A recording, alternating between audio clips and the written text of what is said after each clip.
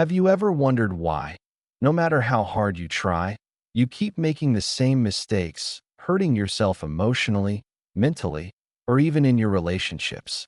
What if the reason isn't laziness, weakness, or lack of willpower, but something hidden deep inside your mind that you've never faced? Today, we're uncovering the dark truth behind why you might be your own worst enemy. Have you ever wondered why some patterns in your life feel impossible to break? Almost as if you are working against yourself without even realizing it? This is the part most people miss. When we talk about hurting ourselves, not necessarily physically, but emotionally, mentally, or even in ways that subtly sabotage our success, the root is often buried deep in our early years. From the moment we are children, we absorb messages from the world around us. How our parents respond to us, how our teachers judge us, even how peers treat us. These experiences leave marks that are invisible on the skin but etched deeply into our mind. Imagine a child who is constantly criticized or one who rarely receives affection. Over time, the brain doesn't just store memories of these events, it encodes them as rules about who they are and how the world works. The messages might be silent, but their effect is loud. I am not enough. I must earn love. Or if I show weakness, I will be rejected. The problem is, these messages get internalized in a way that feels automatic. You don't consciously choose to believe them. And that is why, even as an adult, you may notice patterns of hurting yourself repeating.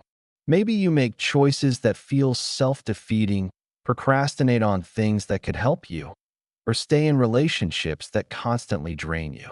Often, these behaviors are not about stupidity or lack of effort. They are your mind trying to follow the rules it learned as a child. The mind is remarkably efficient. It prefers the familiar, even if familiar is painful. A childhood of neglect or subtle emotional abuse teaches the mind that emotional pain is normal or even deserved. When similar situations arise in adulthood, your brain triggers the same emotional reactions, almost like following a script it has learned over years. And here's the subtle twist most people miss. These behaviors are not random. They are not coincidences. They are patterns, carefully constructed by early life experiences.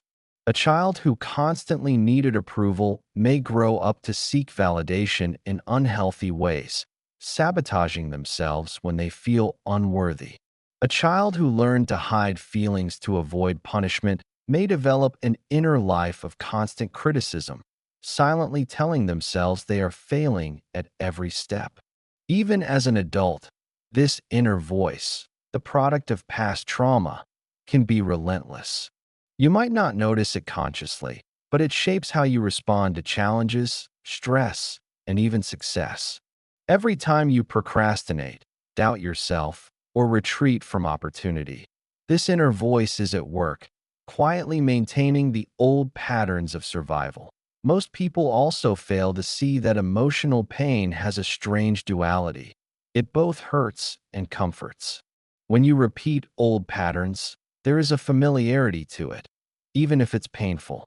Your brain prefers known suffering over unknown possibility because change feels risky, like stepping into a world that might not understand or accept you.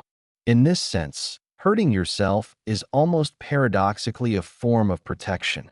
It's your mind saying, I know this pain. I understand this hurt. I can survive it. The challenge is that this mechanism, while protective in childhood, becomes destructive in adulthood. You end up trapped in cycles of emotional self-harm, choices, habits, and thoughts that undermine your own well-being. Understanding this is the first step toward breaking free. You are not weak, lazy, or broken simply because you hurt yourself repeatedly. These patterns are evidence of an adaptive mind that learned the wrong lessons from early experiences. The goal is not to blame yourself, but to uncover these hidden roots, to recognize how the past is influencing your present, and to gradually retrain your brain to respond differently. When you see the connection between childhood experience and current behavior, you gain clarity, and clarity is the foundation for change. By exploring the hidden patterns, naming them, and acknowledging the silent pain that has guided your actions for so long, you start to reclaim control over your own life. This chapter is about awareness, the kind that is deep, honest, and sometimes uncomfortable. It's about realizing that your repeated self-harm patterns are not arbitrary. They are scripted, and they can be rewritten. The mind is adaptable, and though it has been conditioned to protect itself in the past through pain, it can learn new ways of self-care, resilience, and growth. Recognizing that your inner saboteur was once a survival mechanism is liberating. It transforms self-blame into curiosity, guilt into understanding, and confusion into insight. You might feel resistance as you think about these truths. That is normal. Awareness often stirs emotion because it touches on old wounds you've kept hidden. But every moment you avoid facing them, the patterns quietly continue to dictate your choices. Facing the hidden roots of self-harm is not just a psychological exercise.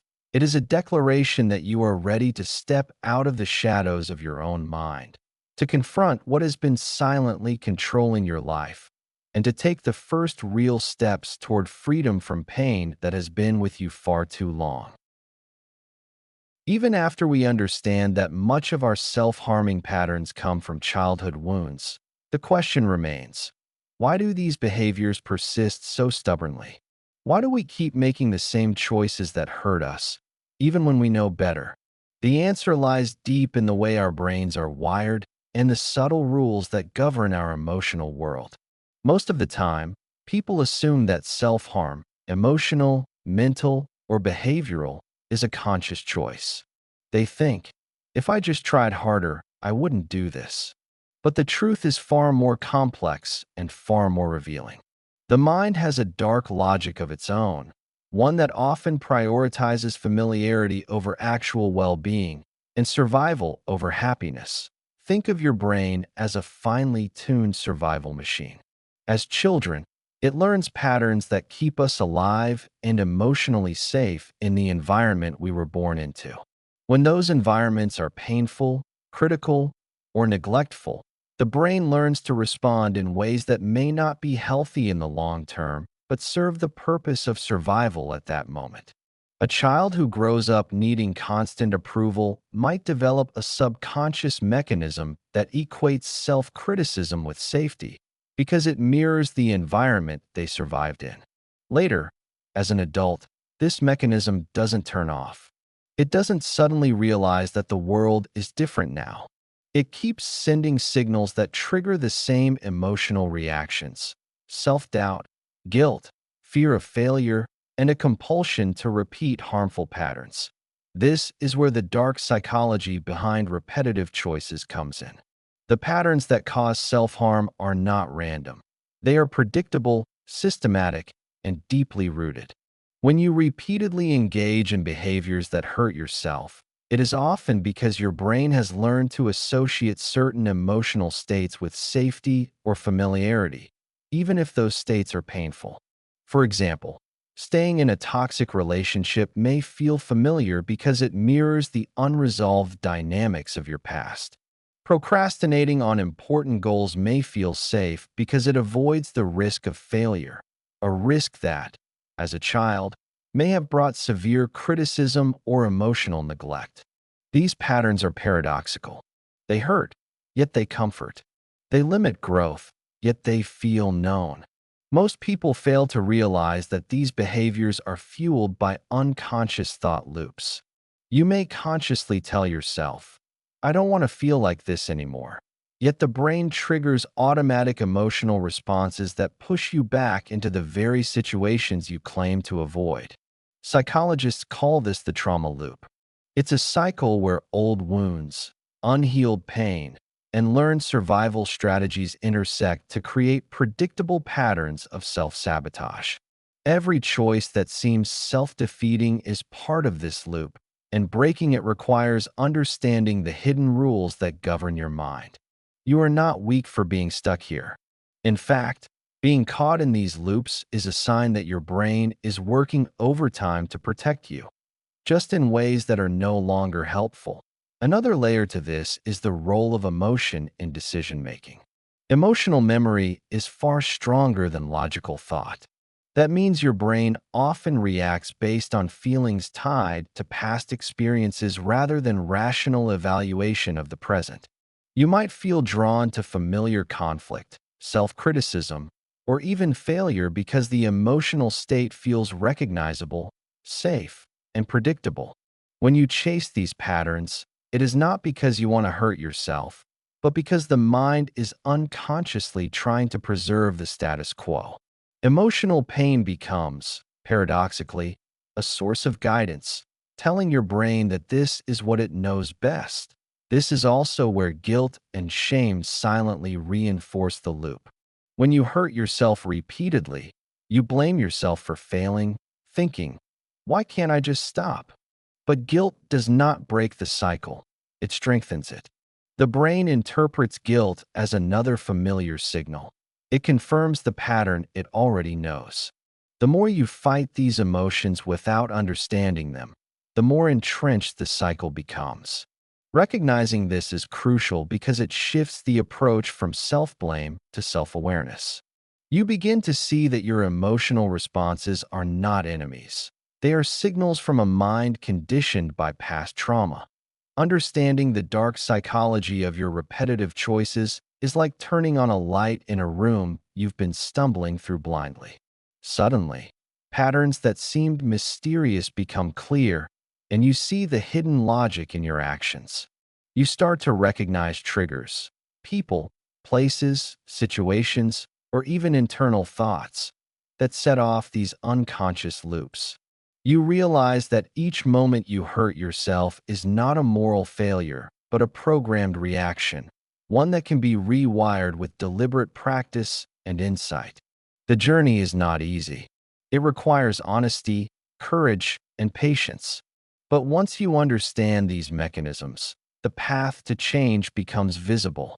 You no longer feel like a passive victim of circumstance. You start to see the invisible strings that have been guiding your behavior, and you can begin to cut them. By exploring these dark patterns in detail, you also start to reclaim agency over your life. You understand that your mind is neither cruel nor stupid. It is working according to rules it learned long ago, rules that are outdated and maladaptive now. Awareness is the first step toward breaking free from the loop. You can begin to interrupt automatic responses, question familiar emotional signals, and consciously choose a different path. You can learn to feel safe without repeating old pain, to seek comfort without self-destruction, and to break the cycle that has held you captive. The challenge, and the powerful realization, is that your repeated self-harm is not the problem itself. It is a symptom of a mind trying to survive with the only tools it has ever known. Once you see this clearly, you can approach change with strategy, insight, and compassion for yourself. Understanding the dark psychology behind repetitive choices is not just intellectual, it is liberating. It transforms confusion into clarity, self-blame into curiosity, and helplessness into action. It is the turning point where insight meets agency, where the first real steps toward healing begin. Even after we understand why our self-harming patterns exist and where they come from, most people make a critical mistake. They assume that simply knowing about these patterns will stop them. They think, if I just realize why I hurt myself, I'll automatically change. But the mind does not work that way. Awareness is important, yes, but it is only the first step. The reason is simple yet profound. The unconscious mind, shaped by years of early experiences, trauma, and learned coping mechanisms, does not respond instantly to logic or insight. You can be fully aware of a destructive behavior and still repeat it because your unconscious mind has been running the same program for years, even decades. The patterns that cause emotional or behavioral self-harm are deeply ingrained. They are built from repeated responses to stress, fear, and unmet needs in childhood. Over time, these responses become automatic, like a computer running a program in the background without your conscious approval. You might consciously want to act differently, make better decisions, or stop hurting yourself. But when a trigger arises, a stressful event, a conflict, a moment of insecurity, the old program kicks in. This is not a moral failing. It is simply the mind functioning according to the rules it has learned to survive. One of the most important truths about this process is that the mind often prefers the familiar over the new, even if the familiar is painful. Emotional pain feels known. Anxiety, guilt, self-criticism. These emotions may be uncomfortable, but they are predictable. When faced with uncertainty, your unconscious mind gravitates toward what it knows, even if it hurts you. That is why self-harming patterns can feel unstoppable. The same loop repeats itself because your mind is seeking safety, not happiness. Emotional familiarity is interpreted as security, and anything unknown or new feels risky. Another powerful factor is how emotions hijack decision-making. Logic alone cannot override decades of conditioned responses. Even if you intellectually understand that a behavior is harmful, your emotional brain reacts first. This is why people who are aware of their patterns often feel frustrated, helpless, or even more self-critical when the pattern repeats. They ask themselves, why do I keep doing this? And the answer lies in the unconscious emotional wiring that guides most of human behavior.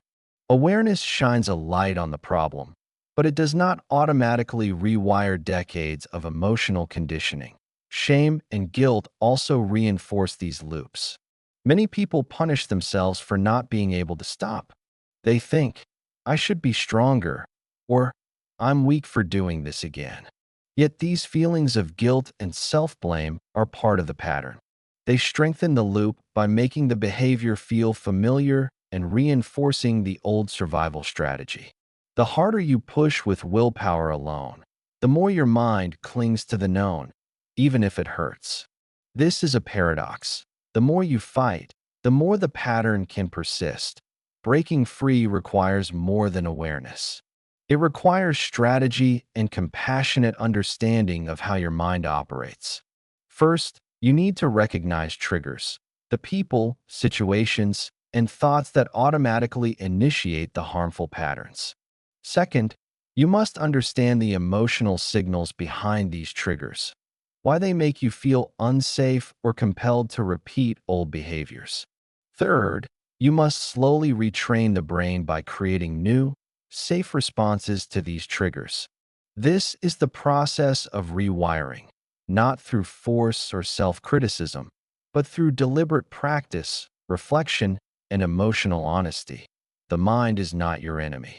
It is trying to protect you in the only ways it knows how. The emotional loops, self-critical thoughts, and repetitive patterns are survival strategies that have outlived their usefulness. Understanding this changes the perspective from shame to insight. You begin to see that each relapse or repeated mistake is not a failure of character. It is a message, a signal from your unconscious mind that it is acting according to old rules. With awareness and deliberate action, these messages can be transformed into new behaviors, new patterns, and a new relationship with yourself. Finally, this chapter is about patience and persistence. Awareness gives you clarity, but clarity alone does not equal change. Change comes from consistent, mindful action guided by understanding. By studying the unconscious patterns, by recognizing the triggers and emotional loops, and by responding with compassion and deliberate strategies, you can gradually break the cycle. You are not weak for repeating old behaviors. You are learning, and every step toward awareness and intervention strengthens the foundation for lasting change. The dark psychology of repetitive choices is complex, but it is not permanent. Once you understand it, you can begin to navigate it consciously and reclaim control over your life. By now, you have seen the full picture, the hidden roots of your pain, the unconscious loops that keep repeating, and why awareness alone is never enough. Understanding all of this is powerful, but now comes the most important step: what to do about it. How do you stop the patterns that have been running your life silently for years? How do you begin to reclaim control over your emotions, choices, and the way you treat yourself? This is where real transformation begins, and it starts with small, deliberate steps grounded in both psychology and self-compassion. The first step is recognizing your triggers. Triggers are the invisible sparks that ignite the old patterns of self-harm, situations, thoughts, people, or even internal feelings that make your mind default to familiar, painful behaviors. It could be the critical voice of a colleague, the feeling of loneliness, or a memory that suddenly surfaces. Start paying close attention to these moments. Don't judge yourself for them. Simply notice them. Write them down, reflect on them, and recognize the emotions they bring. This process is crucial because without understanding what sets the pattern in motion, you can't interrupt it. Awareness at this stage is active. It is intentional, not passive. You are mapping the battlefield, identifying the exact points where your mind tends to act against your own well-being. Next, understand the emotional responses behind the behaviors. Often, self-harming patterns are the result of unprocessed emotions such as fear, shame, anger, or grief. Your mind learned to respond to these emotions with habits that were protective at the time: retreating, self-criticism, avoidance. But now, they are destructive. A key exercise here is naming the emotion without judgment. I feel anxious. I feel lonely. I feel unworthy. Naming the feeling reduces its power and allows the conscious mind to step in. This is not a simple trick. It is a psychological intervention that helps separate you from the automatic loops of the unconscious mind. Once you identify the emotion, you can ask yourself, what am I truly seeking in this moment? What does my brain think this behavior is protecting me from? This level of self-inquiry shifts the dynamic from unconscious reaction to conscious choice. After recognizing triggers and emotions, the next step is creating new responses. This is the heart of rewiring your brain. Every time a trigger arises, instead of falling into the old pattern, choose a deliberate action that supports your well-being. It doesn't have to be huge. Small victories matter most. For instance, if loneliness triggers negative self-talk, respond with a grounding exercise, a walk, or reaching out to someone you trust. If criticism triggers retreat or avoidance, respond with reflection rather than escape. Over time, these small, consistent interventions teach your mind a new way to respond to familiar emotional sparks. Your brain learns that safety, comfort, and validation can come from constructive rather than destructive behaviors. Another essential part of breaking the cycle is cultivating self-compassion. Many people trapped in self-harming patterns are harsh, critical, and unforgiving toward themselves. This internal environment only strengthens the loop. You must learn to treat yourself with the same understanding and kindness you would offer to a friend who is struggling. When you make a mistake or relapse into old behaviors, do not condemn yourself. Acknowledge the setback, reflect on what triggered it, and plan a mindful response for the next time. This approach gradually weakens the unconscious patterns and replaces guilt with insight. Finally, you need to create a supportive environment. The mind does not heal in isolation. Surround yourself with people, routines, and habits that reinforce the new patterns you are building. This might mean limiting exposure to toxic influences, engaging in reflective practices like journaling or meditation, or seeking guidance from a therapist who understands trauma and dark psychology.